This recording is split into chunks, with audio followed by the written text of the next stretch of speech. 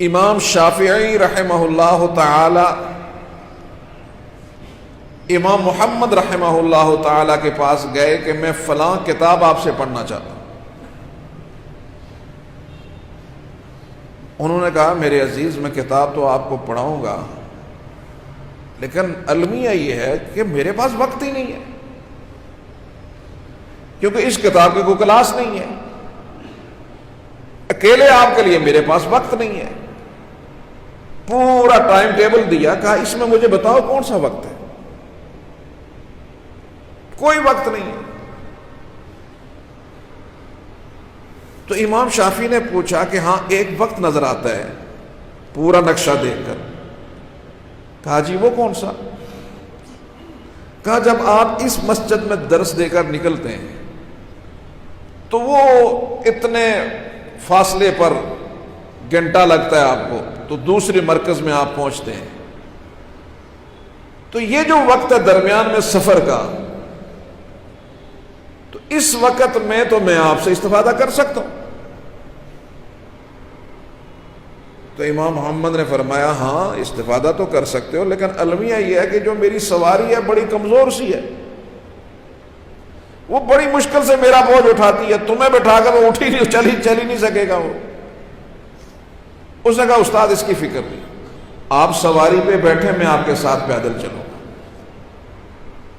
آپ پڑھاتے جائیں، میں دوڑتا جاؤں گا اور پڑھتا جاؤں گا۔ اللہ اکبر۔ آپ سواری پہ بیٹھے، آپ صرف پڑھاتے جائیں، میں ساتھ ساتھ دوڑتا جاؤں گا۔ آپ نے اس مضمون کو اس دوران میں، اس سفر کے دوران میں آپ نے سارے کا سارا سفر کیا، اور اس سفر کے دوران میں آپ نے اپنے شیخ سے استفادہ کر دی۔ یہ وہ لوگ تھے جن کے پاس وقت کی قدر تھی، جنہوں نے وقت کو باقاعدگی کے ساتھ دنیا کی دولت سمجھ کر استعمال کیا، اور آج ہم وقت کو ضائع کر رہے ہیں بے جگری کے ساتھ، لاپرواہی کے ساتھ۔ یاد رکھو اپنے وقت کو، سب سے پہلی بات یہ ہے جس چیز کی اہمیت نہیں ہوتی اس کی پرواہ نہیں ہوتی۔ پیسے کی اہمیت ہے تو یہ اندر کو 10ویں جیب میں ہوں گے، ایک واسکاٹ، دوئی اندر کڑتا، اس اندر زپا اندر جناب جڑانا، وہ مومی لفافہ، لفافے اندر جناب ربڑ، اس اندر پھر پیسے نکل سکتے۔ کیوں؟ اس لیے کہ اس کی اہمیت بہت زیادہ ہے۔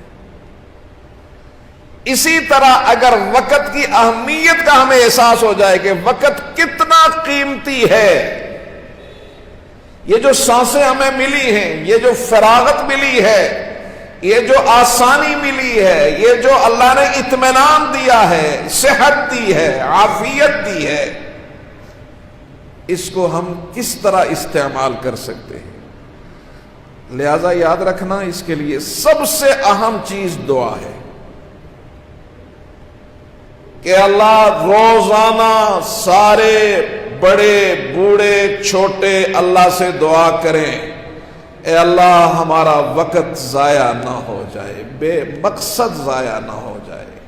سب آمین کہہ دیں۔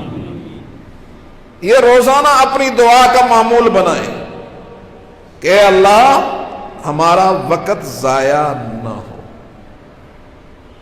پھر وقت کا ایک ٹائم ٹیبل بن جائے کہ جی اتنی دیر سونا ہے، اتنی دیر کھانا ہے، اتنی دیر جو ہے وہ ہم نے مطالعہ کرنا ہے، اتنی دیر کھیلنا ہے،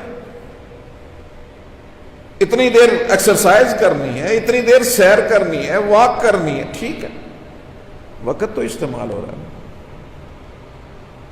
لیکن اگر وقت کا قتل عام کیا جائے بیہودہ فلموں میں، بے مقصد لایانی گفتگو میں، غیبتوں میں، بہتانوں میں، الزاموں میں، تو وہ وقت تو ضائع ہو گیا۔ اور جب نشیط ہو تو 2 سجدے دے دیے، قرآن کریم کی تلاوت کر دی، اور یہ تسبیح ہاتھ میں رکھنا، یہ نہ یہ فرض ہے، نہ یہ واجب ہے، نہ یہ سنت ہے،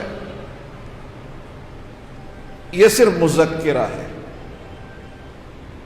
مذکرہ اس کو کہتے ہیں۔